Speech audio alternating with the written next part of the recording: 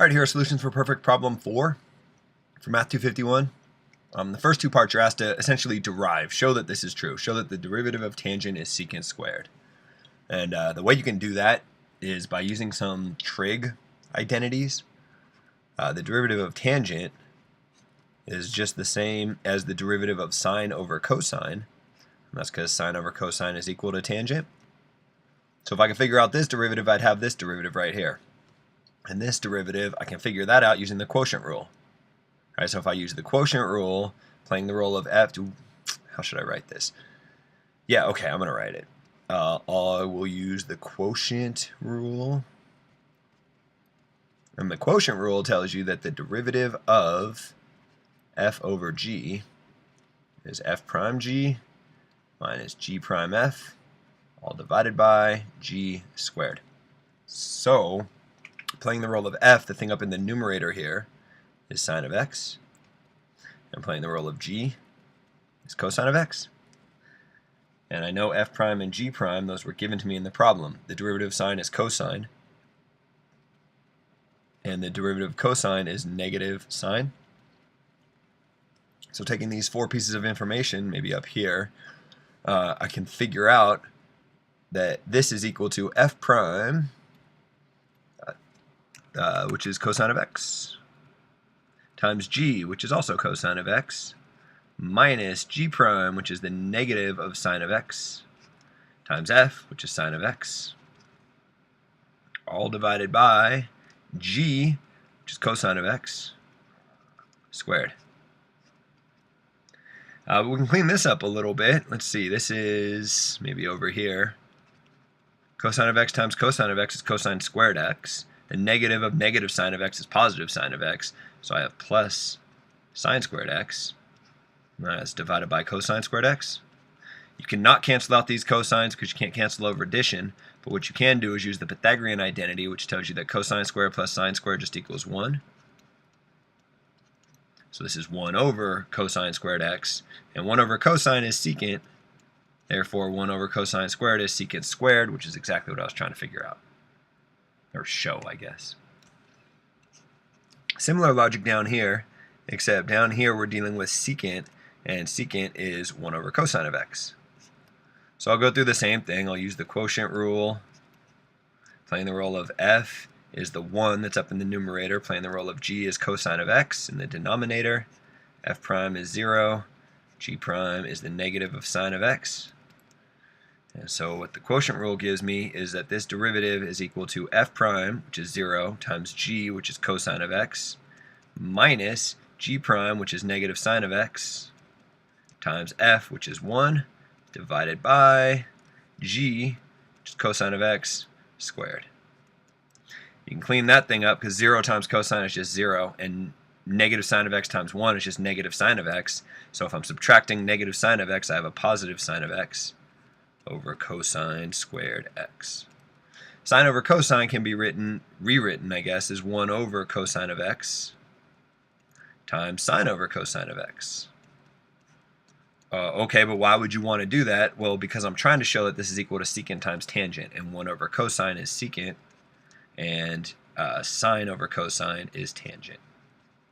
So I just showed what I was trying to show here. And now that I've shown those, I can use those down here where I'm asked to find the first three derivatives of this. Wow, that's going to be a lot of work. Okay, f prime of x, that one's easy. F prime of x is just the derivative of secant of x, which I found above. See, the derivative of secant, that's just secant times tangent. That wasn't too bad. Yeah, don't worry, it gets worse. The second derivative of x would be the derivative of the first derivative, which was secant times tangent. Now take the derivative of something times something, you got to use the product rule. F would be equal to secant of x. G would be equal to tangent of x. So I can figure out f prime and g prime by referencing the work I did above. Above, I figured out that the derivative of secant was secant times tangent, and the derivative of tangent is secant squared. So taking all these pieces of information, what I get is the derivative of secant times tangent is f prime, secant times tangent, times g, tangent, plus g prime, secant squared, times f, secant. So it's secant of x times tangent squared of x plus secant cubed of x. Wow, what a mess. Now what do you want to do? Well, I guess we can try to simplify this a little bit. Secant of x is 1 over cosine of x. Tangent of x is sine over cosine. So yeah, that won't help a whole lot. Alright, so maybe I can do this more cleverly. How about I factor out a secant of x? If you factor out secant of x, you'd be left with tangent squared x plus secant squared x.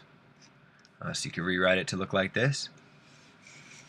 And why would you want to do that? Well, it might make it easier to find the next derivative. But as far as my second derivative, I guess I'm done here. This is my derivative. Okay, third derivative. This wasn't as terrible as I made it seem. That would be the derivative of the second derivative. The second derivative was secant of x times tangent squared x plus secant squared x. Okay, this is the derivative of something times something. I guess I should use the product rule. Playing the role of f would be secant of x. Playing the role of g would be tangent squared x plus secant squared x. Alright, f prime isn't that bad. The derivative of secant I figured out above was secant times tangent.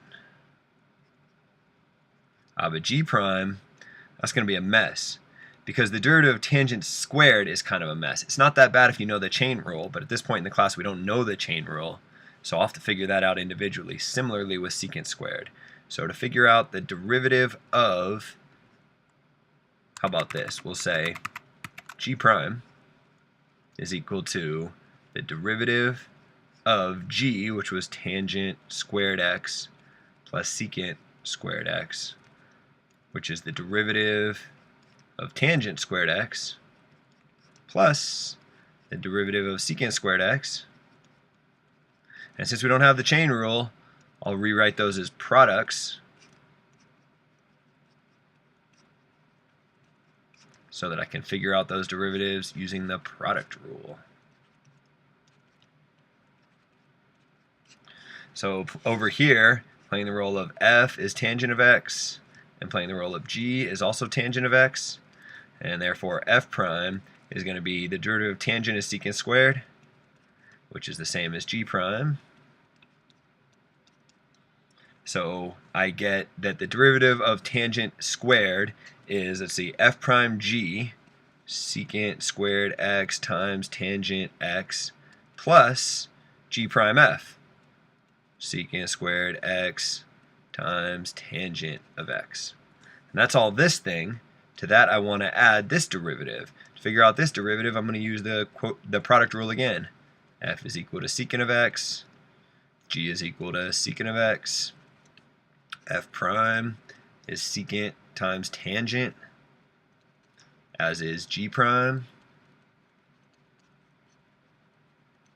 And if I throw this mess into a product rule, I got f prime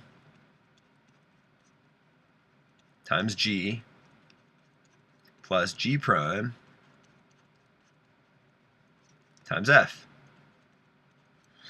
Hopefully this simplifies a little bit. This is all just to figure out g prime, remember. Let's see, I got secant squared x times tangent and secant squared x times tangent. Sounds like I have two secant squared tangent things here. And then over here I got secant squared times tangent.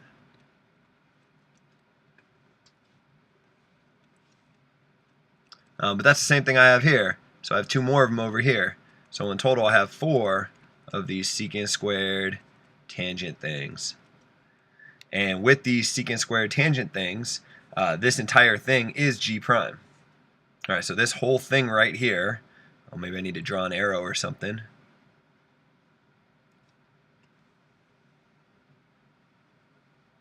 Goes in right there.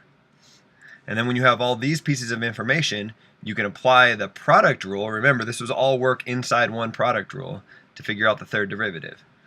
So where am I going to write it? Maybe up here. If I take these four pieces of information, I can say f prime. Maybe I won't write it up there. How about down here?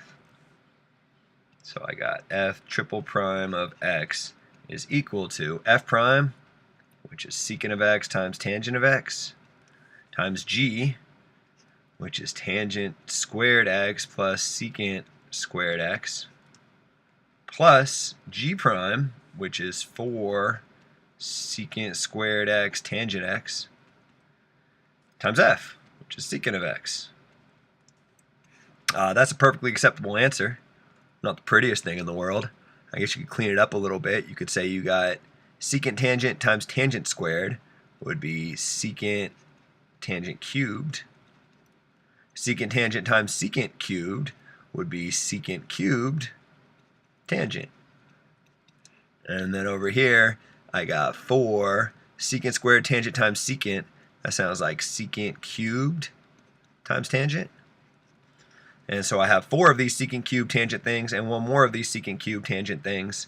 I think for my final answer, or I don't know if this is final, we'll see. I got 5 of these secant cubed tangent things. And this is totally fine, although if you're really into simplification, you could factor out a secant of x, tangent of x, and what you'd be left with over here would be tangent squared x, because the secant's gone and one of the tangents are gone. And over here, you'd be left with secant squared x. And that's because one of these secants is gone and the tangent is gone. You still got the 5 there. I'm going to call that good enough. I think that's a pretty reasonably attractive answer for my third derivative, so I'll end this video here.